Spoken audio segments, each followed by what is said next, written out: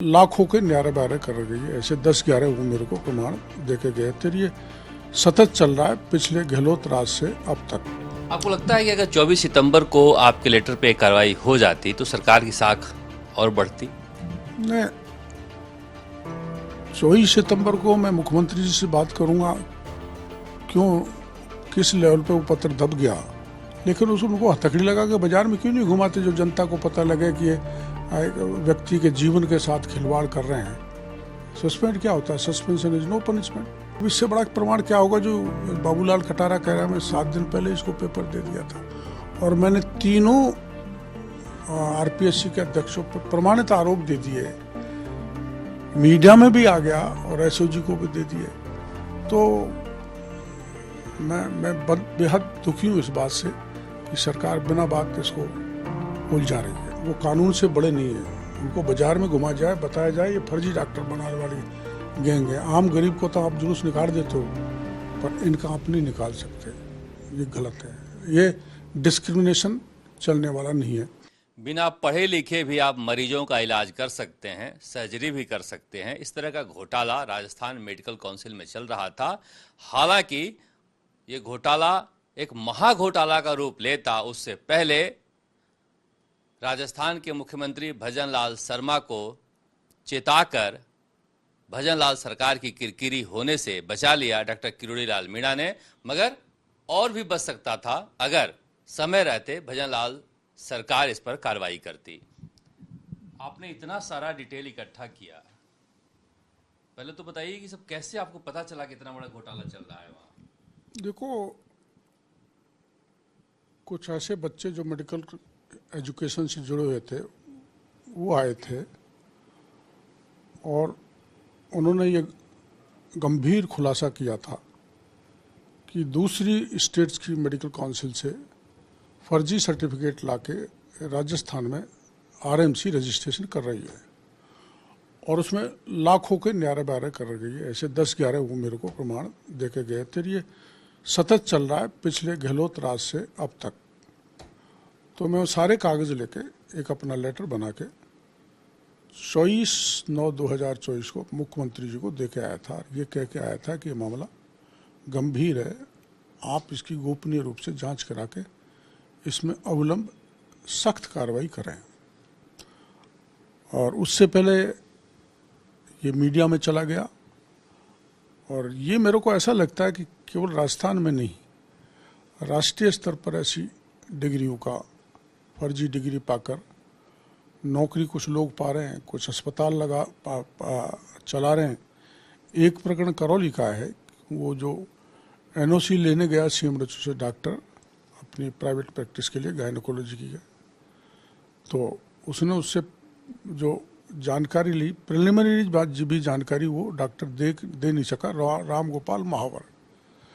तो ये उसने एक पत्र आरएमसी को लिखा कि इसकी डिग्री मेरे को संदिग्ध लगती है, कृपया मार्गदर्शन दें कि मैं इसको एनओसी दूं कि नहीं। तो वो पेपर भी सीएमएचओ का आरएमसी ने दबा दिया। तो ऐसे 11 प्रकरण हैं जो विभिन्न विशेषकर महाराष्ट्र, हरियाणा, बिहार, तमिलनाडु और उत्तर प्रदेश से फर्जी एमबीबीएस के रजिस्ट्रेशन लाएं, एमएस एमडी के भी लाएं और राजस्थान में उनका बिना जांच किए आरएमसी ने रजिस्ट्रेशन कर दिया। तो व्यक्ति के जीवन के साथ खिलवाड़ है। इससे बड़ा गंभीर कोई मामला नहीं हो सकता कि 12वीं पास लोगों को आप एमबीबीएस, एमडी, पोस्ट ग्रेजुएट की डिग्री दे रहे हो, डीजीए की डिग्री दे रहे हो। इसके लिए हमारा आरएमसी पूर्णतया दोषी है और जो भी जिस किसी ने भी किया है उसके खिलाफ सख्त कार्रवाई की जानी चाहिए। सस्पेंशन से काम नहीं चलता। आईपीसी में, बीएनएस में प्रकरण दर्ज करके इनको जेल के शिक्षों में डालना चाहिए। आपको लगता है कि अगर 24 सितंबर को आपके लेटर पे कार्रवाई हो जाती तो सरकार की साख और बढ़ती? नहीं, 24 सितंबर को मैं मुख्यमंत्री जी से बात करूंगा क्यों किस लेवल पे वो पत्र दब गया, पर सीएम ने मेरे सामने ही कार्रवाई हेतु कह दिया था। तो मुख्यमंत्री जी फिर बात करूंगा। इतने गंभीर मामलों को भी अगर अधिकारी दबा दें तो ये सरकार के को बदनामी के सिवाय कुछ नहीं देने वाले। इसलिए ये इसमें आरएमसी में तो कार्रवाई हुई, पर जब सीएम को एक मंत्री ने पत्र दिया है और वो उस पत्र को भी दबा दे, किसने दबाया ये भी जांच का विषय है। और ये सही कहना है कि अगर सीएम के पहल पर इसमें कार्रवाई हो जाती तो सरकार को बहुत अच्छा मैसेज जनता में जाता कि ये सरकार बहुत सक्रिय, और ऐसे मामलों को ये सक्रिय सरकार बर्दाश्त करने वाली नहीं है। आप तो इस पूरे मामले को देख रहे हैं, कितने पैसे का लेन देन होता होगा एक डिग्री में? मेरे को जो सूचना देने आए थे उन बच्चों का ये कहना था कि 30 से 50 लाख रुपए एक उसमें रजिस्ट्रेशन में लेते हैं, और ऐसे लोग लगा रखे हैं डायरेक्टरेट के वहाँ पर जो वहाँ लगने नहीं चाहिए। एक ऐसा भी वहाँ लगा रखा व्यक्ति BL बैरवा जो रिटायर हो गया, उसके बाद भी वो वहीं पर लगा हुआ है। कुछ प्राइवेट आदमी लगा रखे हैं। अब उनकी अकाउंटेबिलिटी क्या है? कुछ नहीं, वहाँ एक ही सरकारी है, वो भी अप्रैल में रिटायर हो रहा है, बाकी सब प्राइवेट है। हाँ, सारे प्राइवेट हैं। तो जो कांग्रेस वाले लेटरल एंट्री की बात करते हैं, तो हमारे तो सब विभाग में वो तो यूपीएससी पे से तो भी सिलेक्ट होते हैं, लेकिन या तो DOIT में ढेर सारे अखिल अरोड़ा भर गए। मैं उनकी लिस्ट जारी करने वाला हूँ। विभिन्न डिपार्टमेंटों में न तो उन्होंने कोई RPSC दिया या न किसी बोर्ड की परीक्षा दी, और यहाँ सरकार ने, पिछली सरकार ने सैकड़ों लोगों को नौकरी में लगा रखा है, और वो भ्रष्टाचार में लिप्त है सारे के सारे। DOIT में तो बेशुमार उनको तनख्वाह दी जा रही है, TADA दिया जा रहा है लाखों के उसमें। तो ऐसे बहुत लगे हुए हैं। मुख्यमंत्री जी को मैं कहूँगा कि इसको कोई स्पेशल कमेटी बना के जांच करे, जो पिछले दरवाजे से नौकरी पा के लूट रहे हैं जनता का धन, वो नियंत्रित होना चाहिए। हेल्थ मिनिस्टर ने इसको स्कैम करार दिया है, लेकिन ये जो हमने देखा जितने फॉर्म अपलोड हुए हैं वो तो सरसरी निगाह से देखने में दिखाई देता है कि ये फर्जी है। इसका मतलब ये गोरख धंधा पूरा मिलीभगत से वहां चल रहा था। पुराने समय से ही, पहले सरकार के मामले मैंने बताए हैं, उसमें मेरे लेटर में आप देख लेना, जो मैंने भास्कर को भी दिया है और उन्होंने छापा है। तो पुराने मामले भी हैं और इस सरकार में भी मामले हुए हैं। तो वो तो पहली दृष्टि में जब CMO जो करौली का देख सकता है, तो यहाँ रजिस्ट्रार भी देख सकता है। पर उन्होंने शायद इसलिए आंख मूंद ली कि इसमें बड़ी रकम उनको प्रत्येक डिग्री जिसको दे रहे उससे मिल रही है। अब सरकार कहना है कि हम 3 लोगों को सस्पेंड कर दिए हैं और बाकी फाइंडिंग रिपोर्ट आएगी, उसके बाद कार्रवाई होगी। नहीं, ये सरकार ने कह दिया ठीक है सस्पेंड कर दिया, लेकिन उनको हथकड़ी लगा के बाजार में क्यों नहीं घुमाते, जो जनता को पता लगे कि ये एक व्यक्ति के जीवन के साथ खिलवाड़ कर रहे हैं। सस्पेंड क्या होता है? Suspension is no punishment. ऐसे लीपा पोती से काम नहीं चलेगा। अब एक कमेटी बनाई है सब इंस्पेक्टर्स की, 5 लोग बना दिए, मंत्रियों की कमेटी।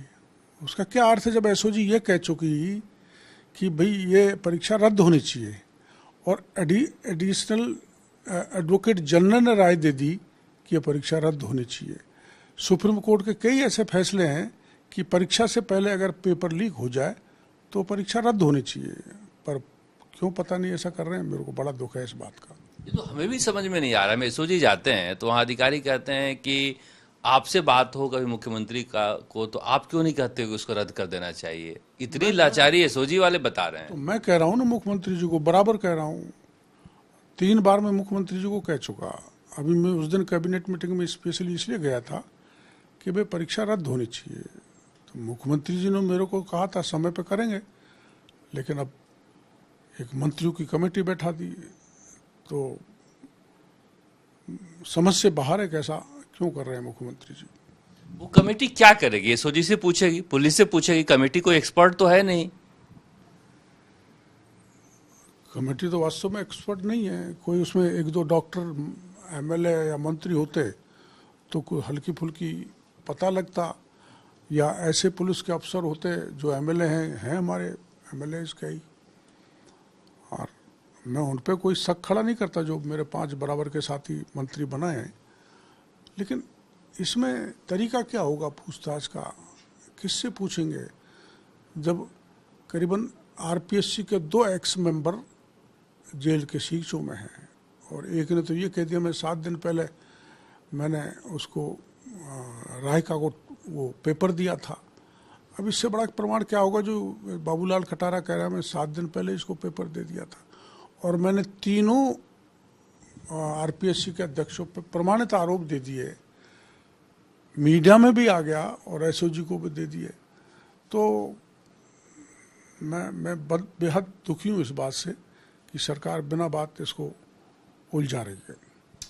लोगों का परसेप्शन है लोगों का कि डॉक्टर किरोड़ीलाल मीणा वॉचडॉग हो गए हैं, बहुत सारे नेताओं अधिकारियों का पूरी कुंडली इनके पास है, किसी दिन किसी खोल सकते हैं। हाँ, काफी हद तक हर एक की है। कहाँ से लेके आते हो आप? मेरे एक रिसर्च वो बना हुआ है रूम, आप नीचे देख लो। वास्तव कुछ लोग मेरी समझ में लोगों को विश्वास रहता है कि यहाँ बात पहुँच हम देंगे तो उचित स्थान तक उचित समय पर बात पहुँच जाएगी, उसमें कार्रवाई हो जाएगी। ये सबसे बड़ा कारण है। जनता का या सूचना देने वाले का मेरे पर भरोसा है, बाकी कोई मेरी पैरेलल टीम नहीं है। लेकिन मैं जब कोई ऐसी इंफॉर्मेशन आती है, कोई करप्शन की हो या डेवलपमेंट की और किसी भी प्रकार की, तो उसमें गहराई तक जाता हूँ, उसको समझता हूँ और उसके बाद मीडिया के सामने रखता हूँ या सरकार के सामने रखता हूँ। कभी कोई ऑफर भी आता होगा आपको, इतने सारे आप घोटाला निकालते हो तो? हाँ, स्वाभाविक है। जब जो मामला मैं दे के आया भास्कर को कि फर्जी डॉक्टर हैं भाई ये देखो आप, मैं उस पर पत्रकार वार्ता इसलिए नहीं की कि मैं मंत्री हूँ, मेरी सरकार है, तो मैंने मीडिया को दे दिया। मीडिया के थ्रू सरकार पहले मुख्यमंत्री जी को दे दिया, तब वहाँ कुछ नहीं दिखा तो मैं चलो मीडिया को दे देते, तो भास्कर को दे दिया। और पंत साहब थोड़े मुख्यमंत्री जी के नज़दीक भी हैं, तो मैंने उनको भी ये कह दिया भाई आप इसको आगे ध्यान आकर्षित करो, तो उन्होंने बड़े ढंग से स्टिंग करके दिया है मामला।